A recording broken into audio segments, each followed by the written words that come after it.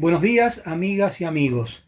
Hoy en nuestro programa Azul Araña vamos a tratar la novela Siddhartha de Hermann Hesse. El autor nació en Alemania en 1877 y murió en Suiza en 1962.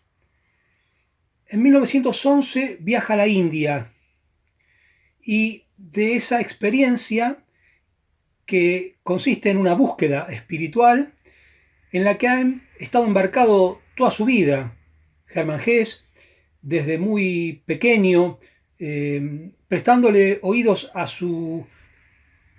las conflictividades de su espíritu. De esa experiencia, decía, surgen 3 libros, de la India, el europeo y Siddhartha.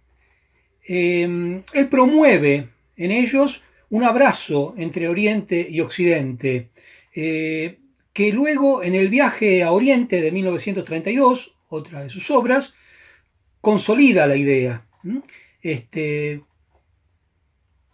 promoviendo, bien digo, esta concepción de que Oriente es fundamental para la salud de Occidente, porque Oriente tiene una vasta tradición espiritual que bien puede sanar las consecuencias negativas que trae en Occidente el exceso de racionalismo pragmático o de racionalismo instrumental, en la que el hombre se apodera de la naturaleza. Pensemos que Hermann Hesse es un hombre que vive plenamente las 2 guerras y que se está manifestando para él un escenario de profunda crisis existencial. Bien, entre sus obras más famosas, de las que ha compuesto 40 volúmenes, tenemos Demián, de 1919, Siddhartha, de 1922, El lobo estepario, de 1927, El juego de los abalorios, de 1943. Esta es su obra más ambiciosa y es el testamento espiritual, su ideal de cultura. En ella se produce una sociedad que recoge y practica lo mejor de cada cultura, es decir, un sincretismo oriental y occidental en un orden matemático y musical. Una obra muy interesante. Muy bien, en 1946 recibe el Premio Nobel de Literatura. Bien, y Siddhartha es una de las novelas occidentales más populares en la cultura o en la India, traducida a todos los idiomas de ella. Muy bien. Es una novela que yo caracterizaría como poética, trascendental o trascendente, metafísica, profundamente influida, profundamente arraigada en la cultura hinduista y budista. Es una novela de aprendizaje, en tanto y en cuanto manifiesta un viaje espiritual en busca de la armonía perdida del protagonista, el misterio de su ser, que se va a constituir en una barca que navega por un río que es la vida misma. Se estructuran 2 partes. La primera de 4 capítulos y la segunda de 8 capítulos, números simbólicos que remiten a las 4 verdades del budismo y al óctuple sendero, el recto camino para superar el dolor. Otros símbolos y alegorías como la serpiente, el búho, el río, la ciudad, el bosque, los sueños, el pájaro enjaulado y los nombres, como por ejemplo el nombre de Siddhartha, que es un nombre popular en la India que significa aquel que ha cumplido el propósito. Y obviamente el protagonista de nuestra novela ha cumplido su propósito. Muy bien, El protagonista además habrá que decir que lleva el nombre del Buda, de ese legendario Siddhartha Gautama del siglo VI a.C., que alcanza la iluminación, el nirvana, y que predica durante 40 años su doctrina. Cuenta la leyenda que ese príncipe ha vivido en un estado de absoluta satisfacción, provisto por su padre para no exponerlo a ninguna de las vicisitudes y dolores que tiene la vida, y que en un momento determinado de su vida decide salir de los muros del palacio, de esa ciudad encantada, donde todo es placer, y ve un hombre anciano y pregunta qué es eso, porque él nunca lo ha visto, y su consejero le dice que ese es un hombre anciano y que si él sigue viviendo va a ser ese anciano algún día. Y luego le pasa lo mismo con un enfermo, pregunta a él qué es eso, y el consejero le dice, este es un hombre enfermo y eso, si sigues viviendo, va a ser lo que vos vas a hacer un día. Y luego ve un cortejo fúnebre y entonces allí descubre la muerte. Cuando descubre estas tres cosas que no conocía en su vida, la vejez, la enfermedad y la muerte, su vida cambia completamente y entonces la vida se convierte en dolor y él entonces va hacia la aventura de vencer ese dolor, de suprimir ese dolor. De ahí las 4 verdades de la doctrina. La vida es dolor, la causa del dolor es el deseo y la necesidad de suprimir ese deseo, esa ansiedad, por el óctuple camino o el óctuple sendero de rectitud. Muy bien. Todo para alcanzar el nirvana, que es la instancia, la experiencia mística en la que el aspirante, digamos, a encontrar una salida a ese dolor que la vida implica, que se va repitiendo en el periodo de las reencarnaciones, logra librarse de la reencarnación y entonces logra alcanzar la iluminación. Bien, la novela Siddhartha trata acerca de un protagonista que es Siddhartha, que es hijo de un brahman, que desea encontrar el Atman, el absoluto, ese yo interior que lo comunique con lo absoluto, con Brahma, en la profundidad de su ser, y quiere emprender esa aventura. Por eso con su amigo Govinda se va junto a los samanas, que llevan una vida ascética. Él purga allí las pasiones, tratando de despersonalizarse, alcanzando el gran secreto de su ser, salir del yo, podría decirse, del yo que piensa, y en los ejercicios ascéticos le van demostrando que son un fin en sí mismo, que no lo llevan a otra cosa. Por eso que cuando aparece la mención de que Gautama anda por allí, que el Buda anda por allí, lo van a ver para oír su doctrina. Y Siddhartha advierte la santidad de Gautama, pero no lo sigue, no sigue su doctrina, porque descubre que Gautama no puede transmitirle la experiencia con la que ha llegado a esa iluminación. Simplemente el saber de una doctrina. Y él entiende que no es repitiendo las enseñanzas, lo que los profesores enseñan, el verdadero camino, sino aquel de la experiencia propia. Y es así como Govinda se queda con Gautama y él avanza. Avanza en un despertar, que es propio del capítulo 4 ya de la primera parte, un despertar en el que advierte que los sentidos lo ponen en contacto con una realidad que hasta entonces él había creído necesaria negar para alcanzar la profundidad del ser. Y ahora entiende que no es así, que lo absoluto se manifiesta en esas existencias. Y entonces el Atman no está detrás o más allá de de su existencia, inclusive de su corporeidad, sino en él mismo. Y, y dice que ha alcanzado, digamos, la hombría, ha pasado de la niñez al hombre en esta revelación, y que muda, y aquí viene lo simbólico, su piel como una serpiente. Bien, veamos un poquito al respecto. Dice: quiero aprender de mí mismo, deseo ser mi discípulo, conocerme, adentrarme en el misterio de Siddhartha. Miraba a su alrededor como si viese al mundo por primera vez. Era hermoso el mundo, y de variados colores. El mundo se le presentaba curioso y enigmático, aquí azul, allí amarillo, allá verde. El cielo y el río corrían, el bosque y el monte mezclaban su belleza, misteriosa y mágica. Y allí, en medio, Siddhartha, que se despertaba, que se ponía en camino hacia sí mismo. A través del ojo de Siddhartha entró por primera vez todo eso, el amarillo y el azul, el río y el bosque. Ya no era la magia de Mara, ni el velo de Maja.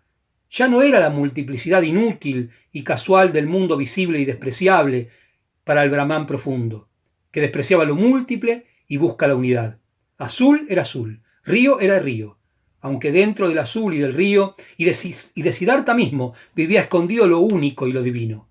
Precisamente, pues, el carácter y la esencia de lo divino era el ser aquí amarillo, allí azul, allá cielo, allá bosque y aquí Siddhartha. El sentido y el carácter no estaban detrás de las cosas, estaban dentro de ellos, dentro de todos. Es decir, un despertar a la experiencia de que no es negando el mundo, no es despreciando el mundo que se accederá a el Atman, a el alma de la eternidad. Bien, después de este despertar, o en medio de este despertar, él va escuchando una voz interior que va más allá de la razón, que va más allá del conocimiento, que va más allá de las enseñanzas. Es como algo suprarracional que surge en él, que le va dictando la intuición de una verdad que al mismo tiempo busca. Duerme y cuando se despierta ve un búho, otro símbolo, ¿no?, de la sabiduría. Muy bien, va hacia el bosque. En el bosque conoce al barquero, el barquero lo transporta, lo traslada con su barca por el río de una orilla a la otra, podríamos decir de la orilla de la niñez a la orilla de la adultez que ha alcanzado en esta experiencia. No le cobra porque él no puede pagarle, y con mucha sabiduría ese barquero tan mágico, tan misterioso, le dice que no importa, que todo vuelve, que le basta con su amistad. Y entonces ahora ingresa en la ciudad. El contraste entre la ciudad y el bosque también es simbólico. Allí en la entrada de la ciudad hay un parque donde está Kamala, la cortesana de la que se enamora. Él le pide su amor y ella le dice que para amarla tiene que tener zapatos nuevos, ropa elegante y darle regalos. ¿Y qué sabe hacer él para obtener eso? Entonces él dice que sabe ayunar, esperar, pensar, leer, escribir. Y entonces es así como Kamala, que ha despertado interés por él, a pesar de que es una seta, un samana hasta entonces, y no puede brindarle esa vida de placeres que ella requiere para dar su amor, lo contacta con Kamaswami. Kamaswami es un comerciante, trabaja con él, él no se siente como tal, no se siente comerciante, lo ve todo como desde afuera, no se siente integrado, digamos, al interés de llevar una vida mundana o material, pero en ese proceso en el que va obteniendo el amor y el aprendizaje del amor de Kamala, se hace rico. Y entonces, sin darse cuenta, entra de lleno en el samsara, es decir, en la vida mundana, en el vacío que le causa el dinero, el juego, y cuando tiene 40 años se siente viejo, codicioso, demacrado, y sueña con el pájaro que tiene encerrado en una jaula de oro Kamala, identificándose con él. Otro aspecto simbólico.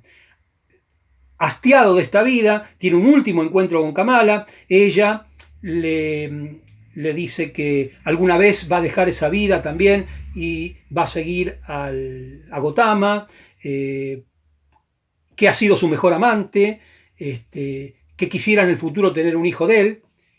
Y luego Siddhartha se va, ella libera al pájaro de su jaula y Kamala más adelante se entera que está embarazada. Siddhartha ha llegado a un punto de desesperación. Va nuevamente hacia el bosque, hacia el río, mira su cara en el río y la escupe, se desprecia, se siente absolutamente desconectado con todo aquello que él quiso ser, y quiere suicidarse. Cuando va a suicidarse, escucha la voz interior, el Om, esa voz mágica, esa sílaba mágica que remite a lo divino, que lo transforma. Se duerme y al despertarse aparece Govinda. Habla con él, Govinda le pregunta cómo ha sido su vida. Bien. Y leamos un poquito respecto de lo que decimos. Siddhartha continuó meditando. Realmente mi vida ha seguido un curso muy especial, dando muchos rodeos. De chiquillo solo oía hablar de dioses y sacrificios. Eso es, en la casa de su padre, el Brahman. De mozo solo me entretenía con ascetas, pensamientos, meditaciones, buscando a Brahma, venerando al eterno Atman. Ya de joven seguía a los ascetas, viví en el bosque, sufrí calor y frío, aprendí a pasar hambre, aprendí a pagar mi cuerpo. Entonces la doctrina del gran Buda me pareció una maravilla. Sentí circular en mi interior todo el sabor de la unidad del mundo, como si se tratara de mi propia sangre. No obstante, tuve que alejarme del mismo Buda y del gran saber. Me fui y aprendí el arte del amor con Kamala, el comercio con Kamaswami. Amontoné dinero, malgasté, aprendí a contentar a mi estómago, a lisonjear a mis sentidos. He necesitado muchos años para perder mi espíritu, para olvidarme del pensar y la unidad. Ha hecho un recorrido acerca de su vida. He tenido que sobrevivir a tanta ignorancia, vicio, horror, asco y desengaño, tan solo para volver a ser un hombre que no piensa como los niños y así poder empezar de nuevo. No obstante, todo ha ido bien, mi corazón se alegra, mis ojos ríen. He tenido que sufrir con desesperación. Me he visto obligado a rebajarme hasta la idea más necia, la del suicidio, para poder recibir la gracia de sentir el Om, para volver a dormir bien y a despertarme mejor. Tuve que convertirme en un ignorante para poder encontrar el Atman en mi interior. He tenido que pecar para volver a resucitar. Es decir, él reconoce haber encontrado aquello que buscaba, pero no por el camino de la flagelación del cuerpo, del sacrificio, del ayuno, sino habiéndose sumergido en toda la plenitud del vicio, del juego, del dinero, de la vida mundana. Bien, como aquel que cuando busca no encuentra y cuando se abandona en el recorrido de su destino, aparece aquello que deseaba intensamente. Muy bien, el barquero con el que se va a contactar inmediatamente, junto al río, le habla de que él ha aprendido del río, que escucha el río, con toda la sabiduría que eso implica. Gotama está por morir, hay peregrinos que lo van a ver, entre ellos aparece Kamala, ya vieja, con un hijo, con ese hijo que ha tenido de Siddhartha. En el camino ella descansa, la muerde una víbora, la encuentra Vasudeva y la lleva a la choza. Ahí se reencuentra con Siddhartha.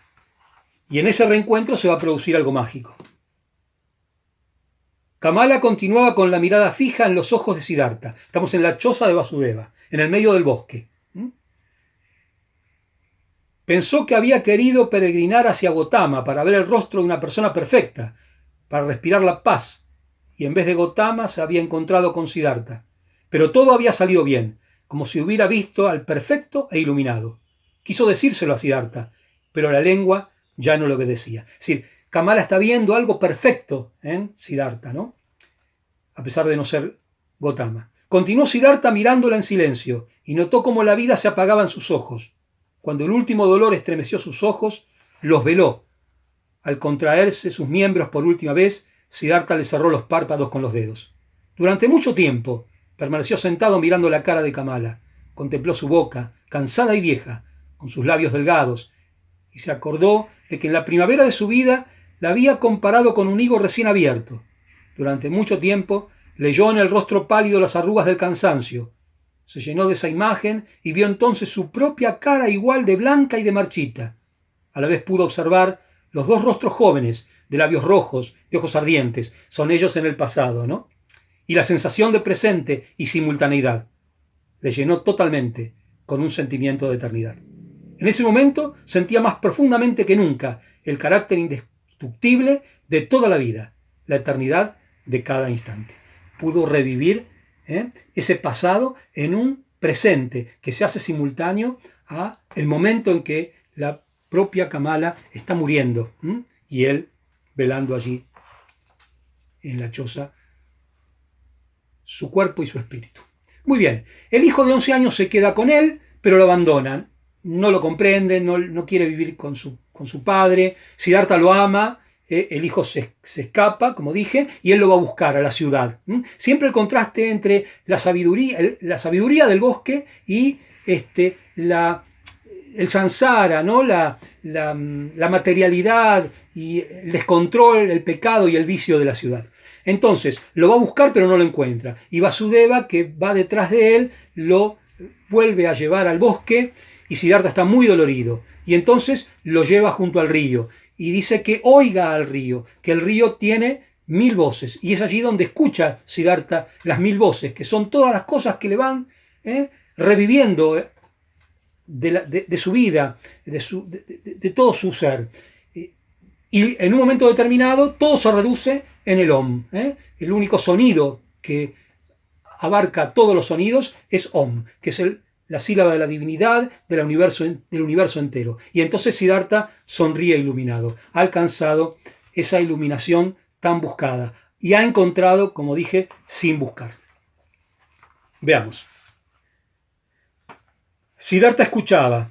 Ahora tan solo permanecía atento, totalmente entregado a esa sensación, completamente vacío, solo dedicado a asimilar. Se daba cuenta de que acababa de aprender a escuchar.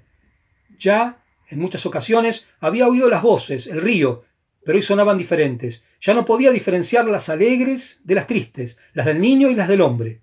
Todas eran una, el lamento, el anhelo y la risa del sabio, el grito de ira y el suspiro del moribundo. Todo era uno, todo permanecía estrechamente enlazado y 1000 veces entremezclado. Y todo aquello unido era el río, todas las voces, los fines, los anhelos, los sufrimientos, los placeres. El río era la música de la vida, y cuando Siddhartha escuchaba con atención al río, podía oír esa canción de 1000 voces. Y si no escuchaba el dolor ni la risa, si no ataba su alma a una de aquellas voces y no penetraba su yo en ella, ni oía todas las tonalidades, entonces percibía únicamente el total, la unidad. En aquel momento, la canción de 1000 voces consistía en una sola palabra, Om, la perfección. Su herida florecía, su sufrimiento se iluminaba, su yo había entrado en la unidad. En aquel momento Siddhartha dejó de luchar contra el destino y terminó de sufrir.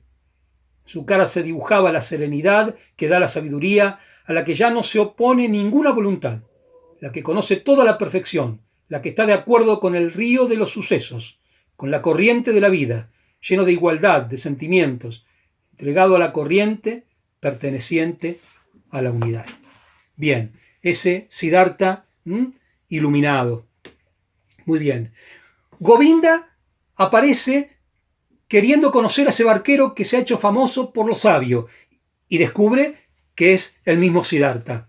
Hablan. Siddhartha le habla acerca del samsara, del nirvana, le dice que ningún hombre es todo samsara ni de todo nirvana. Le habla de la importancia de la piedra que que es polvo, que es planta y que es hombre, porque todo es un proceso de transformación, y en ello la doctrina, ¿no? O el mensaje de amarlo a todo, que es el que promueve Siddhartha. Y entonces le dice que lo bese en la frente. Y Govinda lo besa en la frente, y en ese ejercicio lo ve todo. Bien, veamos. Acércate a mí, susurró al oído de Govinda. Acércate a mí. Así, más cerca, muy cerca. Y ahora, besa mi frente, Govinda, le dice con una enorme paz, una enorme dulzura, Siddhartha. Y sucedió algo maravilloso mientras Govinda obedecía sus palabras. Entre un presentimiento y el amor que le atraía, se le acercó mucho y rozó su frente con los labios. Todo ocurrió mientras sus pensamientos se ocupaban todavía de las extrañas palabras de Siddhartha, mientras se esforzaba aún por quitar el tiempo, y en vano y con resistencia a sus pensamientos, y de imaginarse el nirvana y el samsara como una misma cosa, a la vez que sentía desprecio por las palabras de su amigo y luchaba en su interior con un enorme respeto y amor. Y así fue. Ya no contemplaba el rostro de su amigo, sino que veía otras caras, muchas, una larga hilera, un río de rostros, de centenares, de miles de facciones. Todas venían y pasaban, y sin embargo parecía que todas desfilaban a la vez, que se renovaban continuamente y que al mismo tiempo eran Siddhartha. Observó la cara de un pez, de una carpa, con la boca abierta por un inmenso dolor, de un pez moribundo, con los ojos sin vida. Vio la cara de un niño recién nacido, encarnada y llena de arrugas, a punto de echarse a llorar. Divisó el rostro de un asesino. Le acechó mientras hundía un cuchillo en el cuerpo de una persona, y al instante vislumbró a este criminal arrodillado y maniatado, y que el verdugo le decapitaba de un golpe de espada. Distinguió los cuerpos de hombres y mujeres desnudos y en posturas de lucha, en un amor frenético. Entrevió cadáveres, quietos, fríos, vacíos. Reparó en cabezas de animales, de jabalíes, cocodrilos, elefantes, toros, pájaros. Observó a los dioses, reconoció a Krishna y a Agni. Captó todas estas figuras y rostros en 1000 relaciones entre ellos, cada una en ayuda de la otra, amando, odiando, destruyendo y creando de nuevo. Cada figura era un querer morir, una confesión apasionada y dolorosa del carácter transitorio, pero ninguna moría, solo cambiaban. Siempre volvían a nacer, con otro rostro nuevo, pero sin tiempo, entre cara y cara. Y así Govinda vio esa sonrisa de la máscara, la sonrisa de la unidad por encima de las figuras, la sonrisa de la simultaneidad sobre las 1000 muertes y nacimientos. Esa sonrisa de Siddhartha era exactamente la misma del Buda, serena, fina, impenetrable. Quizá bondadosa, acaso irónica, siempre inteligente y múltiple, la sonrisa de Gotama que había contemplado 100 veces con profundo respeto. Govinda lo sabía. Así sonríen los que han alcanzado la perfección. Y obviamente, Siddhartha la ha alcanzado. Como dice su nombre, ha cumplido su propósito. Aquello que, al salir de su hogar, había ido a buscar. El nirvana. Bien, amigos, espero que les haya gustado y que nos volvamos a ver la próxima semana con otro autor y otra obra. Buenos días, muchas gracias.